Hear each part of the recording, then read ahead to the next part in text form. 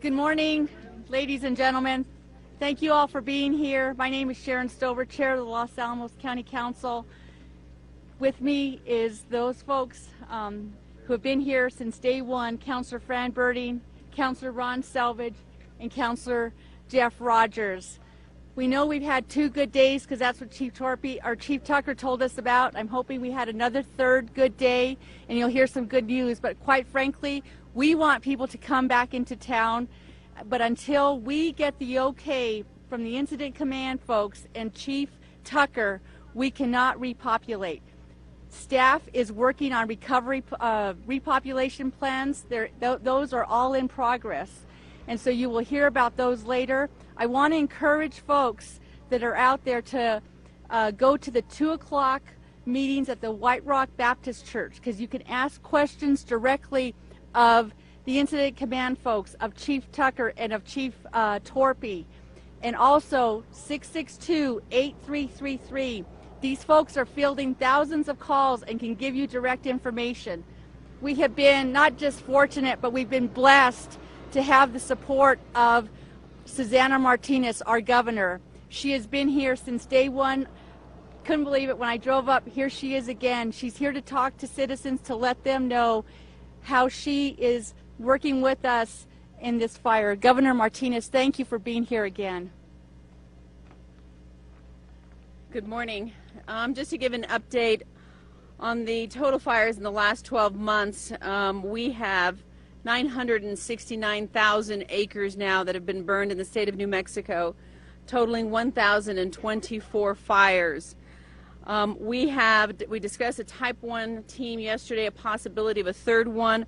Our conversations have been that we want all resources that are available, since this is the #1 fire priority in the country. But ultimately we understand it will be the command teams who will be making the decision whether or not to bring that type 1 team. It's important. The fires does continue to spread. This fire right now has consumed 113,734 acres. There was a 9,000 acre growth last night. We had a meeting yesterday with the Governor Daschino from Santa Clara. Not only did we meet in reference to the resources that we can provide for fighting this fire, but also for the rehabilitation of the land, particularly in reference to runoff due to the rains that will be coming.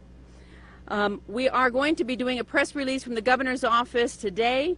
In that press release, we'll have information in reference to SBA loans for businesses that have had to close, and how they can quickly apply for those types of loans for the loss of having to close their businesses here in Los Alamos.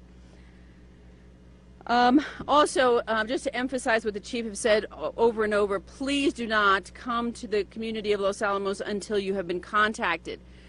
It does start out as a couple of lanes, 3 lanes coming up the roadway, but it becomes a single lane. We will be partnering with the county and the municipality to make sure that we have resources along that single lane that is coming up. But if you have to wait several hours and your car breaks down, if you'll notice along the shoulders, there isn't any room to be pushing vehicles to one side. We will have medical assistance, water stations, and tents. You will be traveling, I'm sure, with children and sometimes with pets. If you're stuck in a line for several hours, that is not a condition that is going to help law enforcement make sure that you get back to your homes quickly and safely. The Donaldson fire, to give you an update, we were down at the Donaldson fire yesterday. 90,000 acres have burned, 30% contained. The Little Lewis fire, 1,200 acres have burned, 50% contained. And the Pacheco fire, 10,250 acres have burned with a 55% containment. One last thing. Yesterday, I know, it's a weekend, 3-day weekend. People are not having to go to work. We have seen where folks are coming along close to the fire, parking along the roadways, in parking lots to watch the fire. Please don't come near this area if you don't have any business here in this area. All you're going to do is cause further congestion for the law enforcement, the National Guard, that are having to do their jobs. If they're having to focus on someone else who are, they're just here to look, to see what's going on, it makes it very difficult. Turn your television sets on. The coverage is very good. You can watch what's going on from your television sets. And finally, the fireworks. Please do not purchase, do not sell, and do not use fireworks. They have several events throughout the state. They're near water. They are very safely being done. Go to the public events. Watch some great fireworks. Enjoy your 4th of July, but have a safe one. Do not use your fireworks in your neighborhoods. Can you imagine a neighborhood, a home catching fire because a bottle rocket flew up onto someone's rooftop, where there are dry pine needles, etc.? You're going to refocus resources that are already strained in this state. Thank you. Thank you, Governor. Next, we'd like to have Chief Tucker and Incident Command give us an update. Jason Coyle. And are you guys going to go through the map? We'll probably do it afterwards. Okay. Jason's going to talk to it. All right. Welcome. Good morning. We keep talking about being in transition, and you got to understand how dynamic this process is. It's fluid, but it's still dynamic, and so we are working through the system. Last night we had crews up the ski area. The good news is the ski area looks really good. It held, and it's still burning in Los Alamos Canyon. If you were in the area last night, you saw a lot of fire on the ridges around us. At night, those look a lot closer than they really are. We continue to monitor those situations. We are in a process of trying to rehab our folks while we maintain a fire patrol in the area.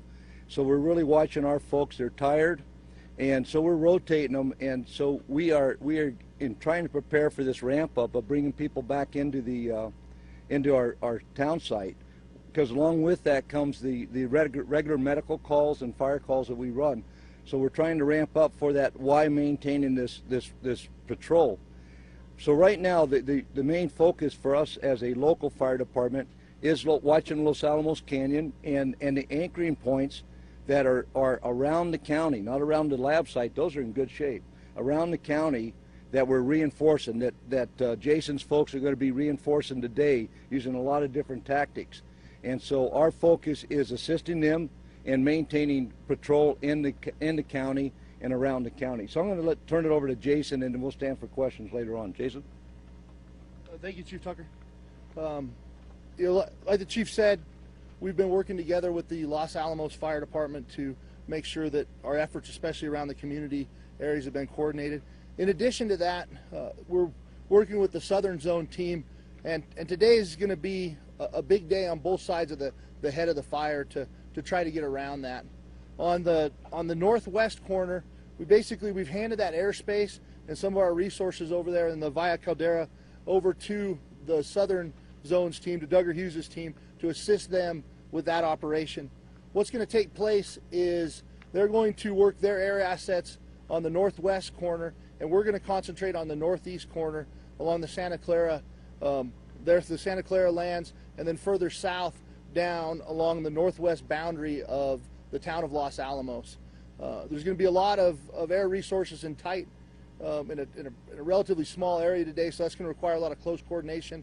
Well, what we're going to do is we're going to attempt to continue to burn out and hold the line on the northeast side of the fire, and use those air assets to check up that main fire, to slow it down, to give us time to complete that black line from basically the old South Fork fire across the Osa fire, and then down into Santa Clara Canyon, back out of Santa Clara Canyon, and then tying it back into the Cerro Grande burn and into some of those road systems around the northwest side of Los Alamos. And those efforts are going to be the focus for today, and that and continuing to work to ensure that Los Alamos, that the Los Alamos Canyon area is secure. In addition to that, we'll also be working down in the monument, continuing to mop up and hold that area. We had a structure protection group in there that been working closely with the lab, and has literally built 4 and 5 deep control features to prevent the fire from moving towards White Rock. So we've got plan A all the way through plan D on how to control that if the fire was to begin to move towards Highway 4 again. So that's the operations that are planned for today. After we're done here, we get some close-ups of the map if folks want some more information on that. Thank you. Thank you, Jason. Next, I'd like to ask Laboratory Director Charlie McMillan for an update. Good morning. I'm Charles McMillan. I'm the director of the Los Alamos National Laboratory, and I have here with me Roger Snyder, who's the deputy director of our federal office here for the National Nuclear Security Administration.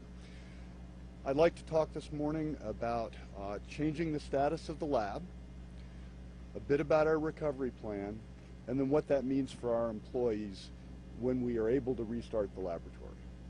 So first of all, change in status. On Monday, we took the laboratory to an operational emergency status, which is what we've been in through the week. Yesterday afternoon, just before 4 o'clock, we took that status down to the operational recovery status. These are very formal labels that we use to describe the status of the laboratory. And let me tell you why we did this and what it means. The reason we did this is based on input from folks like Chief Tucker, the incident command team. We've now assessed the risk of the laboratory to be lower, and so we're able to change the status down based on that assessment. We've coordinated this fully with our federal counterparts, and we're all in agreement that this is the right status for the laboratory. What this does is it allows resources that have been focused on the laboratory to now be refocused on other fires within the region, be made available as necessary to our firefighters. What this means for us at the laboratory is that we've moved our staffing from being focused on the emergency to now being focused on the recovery. I'll talk a bit more about that in a moment, but it also allows our emergency folks to be able to get some much needed rest. We've been staffing the Emergency Operations Center very heavily, and we can let those people get some rest now. However, over the weekend, I will continue to have a senior management representative available at the laboratory, and we have folks who are on call who can be brought in very quickly should there be any change in the status that we need to respond to. Second, let me now talk about our recovery plan. Yesterday, we approved and are implementing our recovery plan at the laboratory. What this means is that today and tomorrow, folks from our Facilities Operation Directorate are going through the laboratory and checking on our facilities. We're checking things like the air handling systems to make sure that the filters weren't clogged by the smoke. Even though in most cases our utilities stayed up, they're going in and making sure that the utilities are all working in the building, so that when the time comes that we can bring people back into those buildings, we know the buildings are ready for the laboratory people to be in. The second thing that these teams are doing today and tomorrow is they're looking at our IT systems, our information technology systems. Some of those have been down, and we're starting to bring those back up so that, again, when people come back, they can do work in the facilities. Third, let me talk a little bit about this plan. The plan is a phased plan. By that I mean when we are able to start bringing people back to the laboratory, we won't be able to bring everybody back at once. We're going to have to do it in a couple of phases. This plan is a very flexible plan. It's flexible because we don't know when the county will be bringing people back, and we can accommodate many different dates for that. And so when the county announces that decision, then our plan can immediately accommodate that. And again, let me just say, is once we start the operational phases of this for the laboratory, it will take about 2 days to bring everyone back and have the laboratory fully operational. So don't expect that it's going to be operational immediately. I'd like to ask the employees of the laboratory to continue to be patient. I know it's difficult. I know not only do you want to be able to get back to your homes, but many of you want to check on experiments and work that you're doing at the laboratory. Please be patient. We will continue to communicate to you when you're needed at the laboratory. So if we need you over the weekend, you'll be getting a call. When the time comes for you to come back to the laboratory, you'll clearly know that through communication from the laboratory. And when the time comes when everyone can be there, we'll make sure there are many public venues for hearing about that. As I said yesterday, I'm very aware that many of our employees continue to be affected by this fire in the region. And if you're one of those employees, rest assured that we will be as flexible as possible, so that, you know, if you have to make special arrangements for dealing with your family or your home, we will find ways to work with you on that. Finally, please take time this weekend, if you can, to get together with family, with friends, to relax as much as you can, because when you come back to the laboratory, if you're rested, that will be a much safer environment for doing work. So to the degree that you can, and I know it's difficult, please take time this weekend to prepare for when we are able to recover the laboratory. Thank you. Thank you, Charlie. Next, I'd like to ask our police chief, Wayne Torpy, for an update.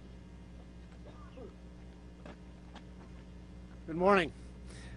First, I'm going to talk a lot about how and the process we're using to bring folks back into the community once we announce that date. But the first thing I want to say is I really want to talk to the folks that are down in the shelters. I spent about 4 hours down there last night speaking with different individuals and gave them an update. And if there's one group of folks that I think are probably really anxious to get home, it's the folks that are in the shelters. And their attitudes are wonderful. They're really working and cooperating with the Red Cross, and they're ready to come home. But it was nice to have the amount of time I could have face-to-face with them to explain the issues. Unfortunately, in this particular venue, I won't have as much time. So many of them actually volunteered to call you, so you may get calls from them as your neighbors telling you a little bit more about what we're doing. As has been mentioned by many others, there's several things that have to occur in order to be able to repopulate the community. The county has a very competent group of individuals working on that process. The traffic plan, for one, is to exactly how we get them, as Governor Martinez explained, and yesterday I spoke about, we're concerned about the area, particularly from 285 on 502 all the way up to the top of the mountain, because of the type of roadway it is, the type of shoulder that's there, the lack of good cell phone coverage in that area. And I want to reemphasize that folks who have any type of medical condition of any kind should really, really consider, once we give the all call for folks to come home, they may want to just stay put for a while. They really should talk to their doctors. They really should get good medical advice as to what's going on with the air and how that may affect their health condition. Several of the folks I spoke to last night at the shelters, it was really refreshing to hear them. They said, we have medical conditions. We're willing to stay a few more days in the shelters to make sure that we come back and our health is good and we don't cause any troubles. So please consider that very carefully. The governor mentioned that we're putting up aid stations all the way in on 502, several of those with medical personnel, with fluids to replenish, with people that can be there to tell you information if you're caught in traffic as to why you're caught in traffic. We have a traffic operations group working right now today. I just met with them before I was here, and I'm going to go back and meet with them again. We're working on flow patterns. We want to make sure that we manually control the traffic lights in a way that we don't stop traffic unless we absolutely have to at any intersection. Now, here's a very important point. Somebody's going to be first, getting home. When you get home, please try to stay there. Stay there till we get the folks in the community back, because everyone who then decides after they get home, 15 minutes later, they want to go back into town or they want to come off of a side street, they're going to interrupt traffic. So come home, be happy to be home, hang around your house for, 8 hours or some period at least, that we can get the folks back in that weren't the first or the second or the third. The next thing is that we are still waiting, and we don't have a condition on the hospital yet, when it can be opened. The hospital doesn't just need to be ready to be opened. The hospital needs to be certified by the state that it's open and ready for service. We're getting wonderful cooperation through the state. I've had conversations with the secretary, cabinet secretary, on this just this morning, and he's going to be staying right on top of this for us to make sure that the minute the hospital's ready, the state's ready to help us. So all of these logistical things are being worked right now. I'm fully cognizant that this is 4th of July weekend. I'm also fully aware that we have all been in this almost 7 days now. Today's our 6th day. Everybody's tired. Everybody wants to be done. I want to be done. So everything's being done that we can to expedite this for y'all. We'll be giving out some very specific information when we're ready to open as to what we want folks to do. But I will tell you now that please think of these things like being stuck in traffic for a period of time. I don't know that our best efforts are going to keep from having some kind of log jam coming up this mountain. I've had many suggestions on ways to get around it, and frankly, as the governor said, we go from one lane coming in this town, it opens up at a point to 2 lanes coming up the mountain, goes back to 1 lane again, and then returns to 2 lanes again. It's just, nobody has to be a traffic engineer to know that that's not really conducive to an even flow of traffic. So what we're going to do is we're going to pattern that traffic to match the lanes available. And if you think of it like getting the water flowing in your sink, we want it to flow and never stop until the last car's in town. Now that's an ambitious goal, but I think we're close to a plan that's going to at least make that semi-realistic. Your cooperation absolutely is going to be the essential key to making this work. Thank you very much. Thank you, Chief Torpy. And you can hear there's plans being made for the recovery to repopulate. We switched these briefings from noon to 9 a.m. Tomorrow is a worship day for many right around that time. So we're going to move this news conference to 2 p.m. at the White Rock Baptist Church for this update. I would also encourage folks to, again, 662-8333. And if you're living in one of the outside, particularly in Espanola where the shelters are, or in the Pewaukee area, there are buses that can bring you up here to this 2 p.m. meeting today and also tomorrow. I'll now ask for questions.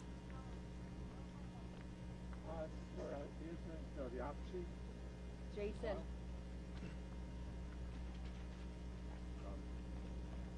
Yes, sir. Can you talk a little bit about how the fire spread? I mean, the extra other 10,000 acres that we hear about now. Can you talk a little bit about where that is? Is it just nibbling around the edges, kind of? There's significant growth to the northwest, and there's a couple areas in the Valle Caldera where they got into some heavier fuels. And yesterday, it was probably about 1800, the column collapsed. Basically, what happens is a lot of the ash and the stuff, the same thing in a thunderstorm, will lift up so high and then it can't hold the weight of it anymore. As it falls down to the ground, it drags air with it. And when that happened, it pushed them real hard on that northwest corner. We tried to hold it with dozers and air tankers and have it cruise there on the ground too, but the fire grew out probably 1.5 miles to 2 miles along that area, and that's where the largest amount of growth occurred yesterday. Is that in the Santa Clara Canyon area?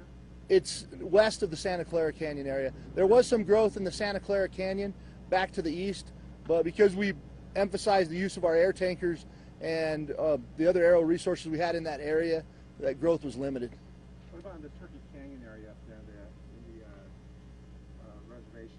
Well, judging by the IR map behind me, the Turkey Canyon area didn't receive any more fire than it had the day before.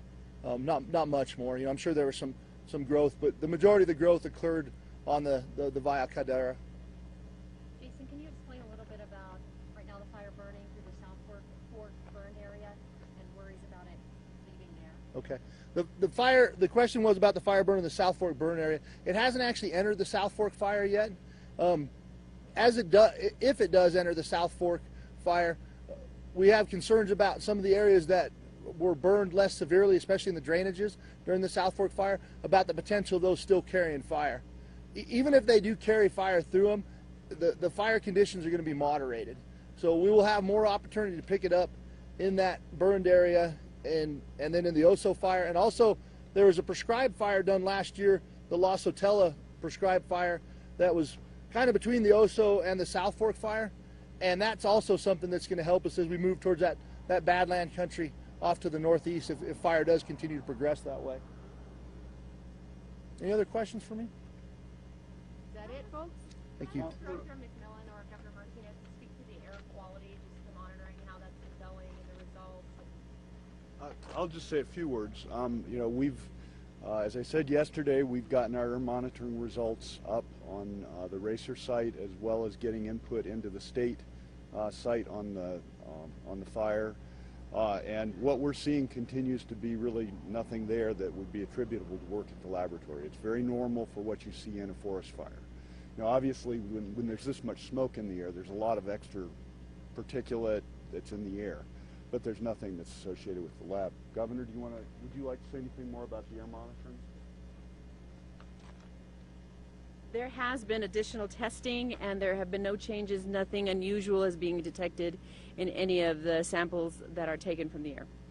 How often is it being tested? Well, at this time, there are 36 on the ground that are being tested. The aspect plane has flown. Certainly the first day we posted that. We intend to post the next one. Secretary Duvall, do you have that?